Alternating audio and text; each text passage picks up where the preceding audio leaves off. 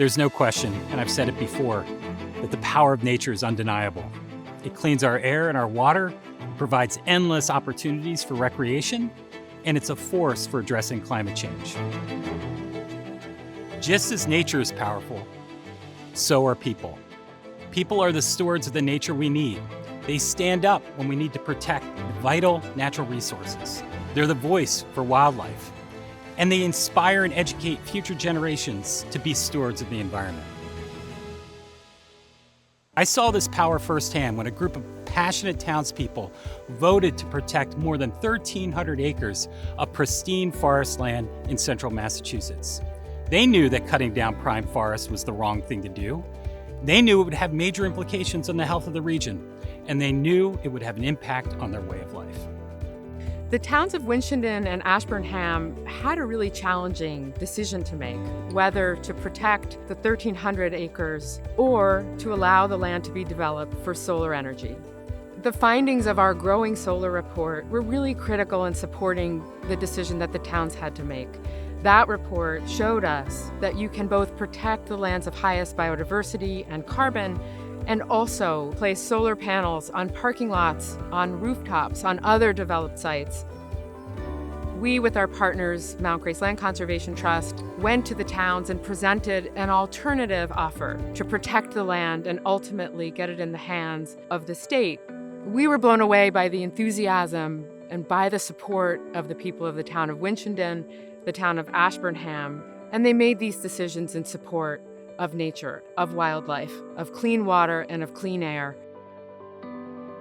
The Winchendon Forest Project was a terrific example of the Catalyst Fund in action. The Catalyst Fund is intended to leverage, to inspire, to accelerate, and to lift the activity of our partners, of communities, foundations, private individuals. Our goal is to raise $75 million to protect 30% of our lands and waters by 2030. This is the largest conservation endeavor that Mass Audubon has ever undertaken, not only for its own conservation goals, but for those of the entire state and for the broader conservation community. One of the most exciting parts of being the president of Mass Audubon at this particular moment in time is to envision how we can use 160,000 members to be a strong advocate for the natural world. Climate and Nature Champions is Mass Audubon's initiative to bring people together to be a voice for wildlife. Horseshoe crabs are just one example of wildlife that need advocates to champion for them. Between habitat loss, climate change, and overexploitation from fishing, horseshoe crab numbers are in decline, especially here in Massachusetts.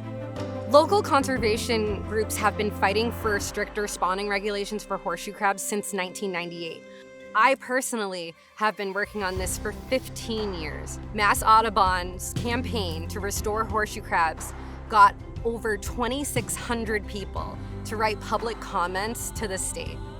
This far outweighed any number of comments that the state had ever gotten during any public comment period. And it wasn't until Mass Audubon's advocates got involved that we were finally able to get this regulation passed. Between their programming and education initiatives and the work that they do with local schools, Mass Audubon has introduced arguably thousands of individuals to horseshoe crabs and the importance of horseshoe crab conservation. Mass Audubon's educational programs are critically important to meeting the challenges we have today and definitely to meet the challenges we will be facing in the future. We reach literally tens of thousands of young people each and every year through our camps, through our educational programs in the classrooms, through the programs that we run at our sanctuaries, and even online. My partnership with Mass Audubon has changed my experience as a teacher tremendously. I'm learning new ways to teach my students science that is engaging and really meaningful.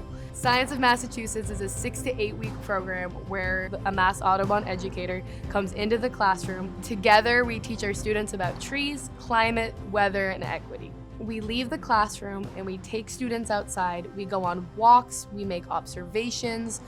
We're looking at the hot sidewalk, but more specifically how the sun affects the temperature of that. We're investigating the nature that's within our own schoolyard.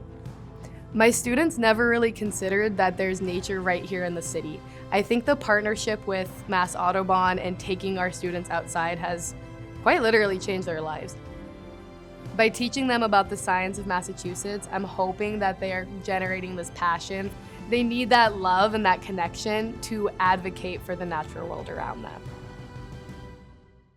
You know, I feel so very fortunate to be in this role because each and every day I get to see people who care deeply about nature, who take an action to protect nature, who teach someone else about the importance of the natural world.